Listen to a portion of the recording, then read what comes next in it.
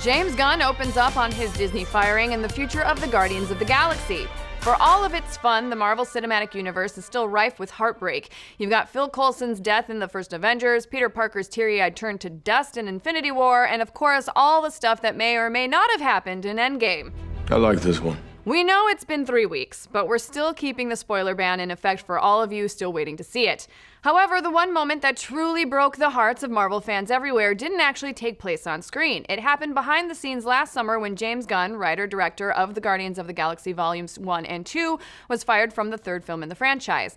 Now, it's of course important to note that Gunn's firing came after some decade-old tweets of his resurfaced and said tweets were pretty reprehensible, but also important is the fact that Gunn had long ago expressed remorse for what he had said and offered genuine apologies to the groups and people that he had used as the targets of his so-called jokes. So when Disney got wind of the potential controversy, they decided to split ties with the director, leaving a lot of fans and the film's stars mourning the loss of the man that many considered to be the creative heart and soul of the Guardians. But time wore on and Gunn's career quickly recovered. He scored a cool new gig taking the reins on Suicide Squad 2 over at the Distinguished Competition, and then in March, after almost a year of Disney dragging its heels on hiring a new director for Guardians 3, they decided to reinstate Gunn, meaning the final outcome of this whole ordeal is the director is now helming 2 major superhero franchises, not just one. Still, Gunn has remained mum about all of this until this week when he gave an exclusive interview to Deadline talking about his initial reaction to the firing, how the process helped him grow and mature as a person and a creator, and the storyline he's most excited to revisit now that he's back with the Guardians. The whole interview is definitely worth a read, but some of the more interesting parts involve how the firing forced Gunn to reevaluate how he valued himself as a person. Gunn explains that a lot of his self-worth came from the love that he got for his work, and the idea that it might all be stripped away was truly scary. But then came this outpouring of real love from my girlfriend, my producer, my agents, Chris Pratt, Zoe Saldana, and of course Dave Bautista, who came out so strong. Gunn said that in order for him to feel all of that, he kind of needed to have the movie taken away from him. Gunn added that he had to not only let go of any anger or animosity he had for the people who fired him, but also any anger or animosity he was holding against himself. Doing so is what allowed him to press on.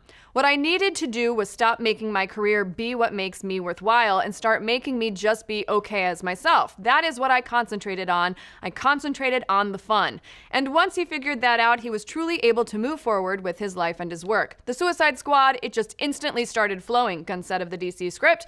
I don't think I've had as much fun writing since maybe Dawn of the Dead, a project he worked on all the way back in the early 2000s.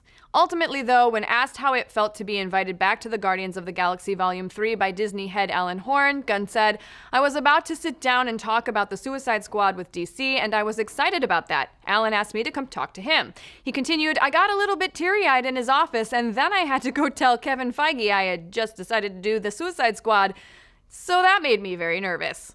However, Gunn also took some time in the interview to look to the future and give us a little bit of an idea of what we might expect to see in Guardians Volume 3. When asked which storyline he would have been saddest to lose control of, he emphatically said that it was the evolution of Rocket as a character, explaining that he feels a strong affinity for the sassy little trash panda. "Rocket is me, he really is. I feel compassion for Rocket, but I also feel like his story has not been completed.